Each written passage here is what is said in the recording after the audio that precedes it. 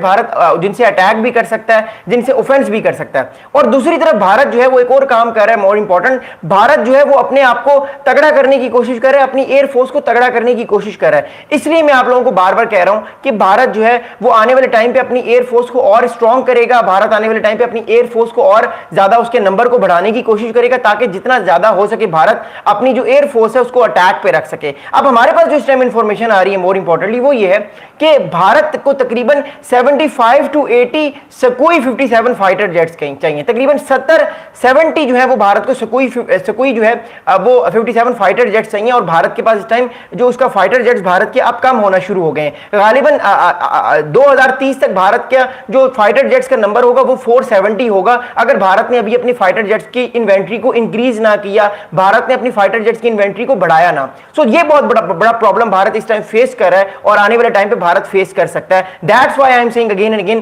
कि जितना ज्यादा ये मामला बढ़ेगा उतना ज्यादा ये मामला आने वाले टाइम पे पेचीदा होगा। और भारत रशिया से जो है वो फाइटर जेट्स लेने की कोशिश कर रहा है। भारत रशिया को ये बार बार कह रहा है, रिक्वेस्ट कर रहा है रशिया से कि रशिया जो है वो भारत को फाइटर जेट्स दे और भारत की जो डिफेंस इंडस्ट्री है उसको मॉडर्नाइजेशन करने की कोशिश करे। अब एक बहुत बड़ा एक कॉम्प्लेक्स है जिसका नाम है हिंदुस्तान एरोनॉटिक्स लिमिटेड नाश कॉम्प्लेक्स। अब एक प्राइवेट और गवर्नमेंट कॉम्प्लेक्स है, इसका नाम है हिंदुस्तान एरोनॉटिक्स लिमिटेड नास्तिक कॉम्प्लेक्स। ये कॉम्प्लेक्स भारत में है। ये जो है वो भारत के फाइटर जेट्स को है ये बनाता है और भारत की जो फाइटर जेट्स की जो टेक्नोलॉजी है उसको भी प्रोड्यूस करता है। अब इसके जो ऑफिशियल्स हैं they are saying that this Nashik complex is already license produce the Sukhoi 30 fighter jets could be reproposed for Sukhoi 57 assembly if required. Other manufacturing centers engaging in producing Russian origin equipment may also be tapped to cut cost and accelerate timelines. मतलब कहने का मतलब ये कि इस time जो है भारत का जो एक कॉम्प्लेक्स है जिसका नाम है नास्तिक कॉम्प्लेक्स, इस कॉम्प्लेक्स में बहुत सारे जो है वो different kinds of military equipments बन रहे हैं। और ये मिलिट्री इक्विपमेंट्स जो बन रहे हैं, इन इक्विपमेंट्स को बनाने के लिए भारत इस टाइम कोशिश कर रहा है कि ज्यादा से ज्यादा अपने डिफेंस के जो इंडस्ट्रियल कॉम्प्लेक्स है इसको और तगड़ा करे, इसको और स्ट्रॉन्ग करे, ताकि आने वाले वक्त में भारत जो है वो ज्यादा से ज्यादा सुखोई 57 के फाइटर जेट्स बनाए और अपनी जो डिफेंस नीड्स है उसको पूरा करता रहे। अगली बात आपको देखो, देखिए इस टाइम हमारे पास जो डिफेंस सोर्सेज हमें क्या बात बता रहे हैं वो मैं आपको बताऊंगा। जो भारत और रशिया के डिफेंस सोर्सेज है ना, वो ये कह रहे हैं कि Russian agencies concerned are carrying out studies to determine the level of investments they will have to make to manufacture the aircraft in India। तो एक तरह से जो है वो मोर इंपॉर्टेंटली डिफेंस जो सोर्सेज हैं वो ये बात कर रहे हैं, डिफेंस सोर्सेज बार बार ये कह रहे हैं भारत के कि आने वाले कुछ महीनों में या कपल ऑफ ईयर्स में, तकरीबन 1-2 सालों में रशिया के जो फोर्सेज है, रशिया और भारत मिलकर कोलैबोरेट करेंगे और Sukhoi 57 5th generation fighter jets Bharat में बनाएंगे। अब रशिया भारत के इतना क्लोज क्यों आ रहा है वो मैं आपको बताता हूं। देखिए रशिया और भारत जो है वो शुरू से बहुत क्लोज है। भारत रशिया, इससे पहले जब सोवियत यूनियन भी था तो भारत अपना बहुत सा जो मटेरियल था, अपना जो डिफेंस सिस्टम्स था, अपने मिसाइल्स की जो टेक्नोलॉजी थी वो रशिया से ही लेता था और रशिया ने भारत का बहुत साथ दिया।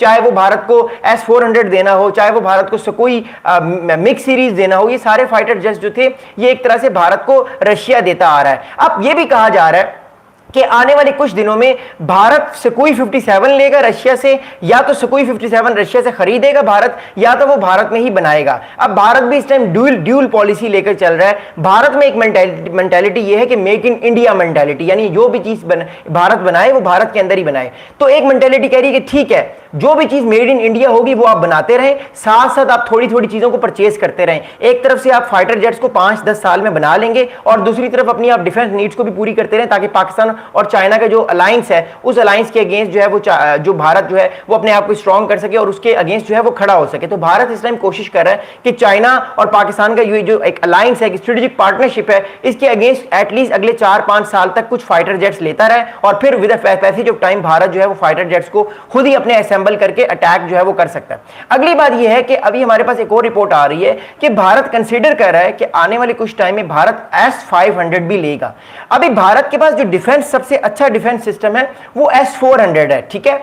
भारत ये कोशिश कर रहा है कि S-500 भी ले ले ताकि अपने डिफेंस नीड्स को और ज्यादा पूरा करे, क्योंकि देखिए मैंने आपको ऑलरेडी बताया है, चाहे वो पेट्रियट एयर डिफेंस सिस्टम हो, चाइनीज का HQ-9 सिस्टम हो या S-400 हो, कोई भी डिफेंस सिस्टम हो, उसकी लिमिटेशंस होती हैं।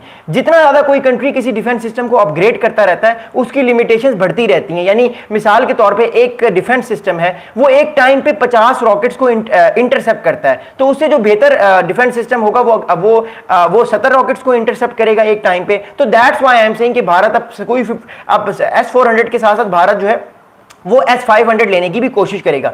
अगली बात मैं आपको बताऊं, देखिए अगली बात यह है कि the Sukhoi 57 is Russian answers to American F-35 or F-22 Raptors. Its stealth design, composite material and radar absorbing coating making it nearly invisible to modern air defense systems. If built in India, this could be the first stealth fighter even manufactured in Indian soil. अच्छा, अब बात यह है कि भारत जो है वो ये कह रहा है कि अगर अमेरिका से वो F-35 F-22 stealth fighter jets नहीं लेता तो उसके पास जो जवाब है वो सुखोई 57 का है। अब सुखोई 57 की जो प्राइस है वो सुन के आप लोग हैरान हो जाएंगे।